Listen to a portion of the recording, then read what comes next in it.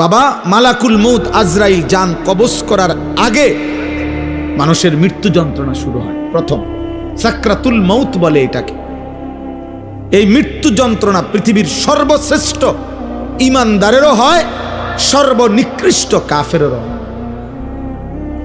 আমাদের প্রিয় নবী সাল্লাল্লাহু আলাইহি ওয়াসাল্লাম থেকে শুরু করে সমস্ত আম্বিয়াদেরও, আউলিয়াদেরও, সাহাবাদেরও মৃত্যুর যন্ত্রণা ছিল, সমস্ত বেঈমান কাফেরদেরও মৃত্যু যন্ত্রণা ছিল। বাকি অনুভূতি ভিন্ন, যন্ত্রণা বরাবর আছে সবার, কিন্তু অনুভূতিটা ভিন্ন। ঈমানদার যখন মৃত্যু যন্ত্রণা শুরু হয় তার দিল খুশি হয়ে যায়, সে ভাবে আমার রবের মুলাকাত, আমার বন্ধুর মুলাকাতের সময় হয়ে গেছে। বেঈমান নাফরমান পাপী মৃত্যু যন্ত্রণার মুহূর্তে পাগল হয়ে যায়, অস্থির হয়ে যায়, অস্থির হয়ে যায়।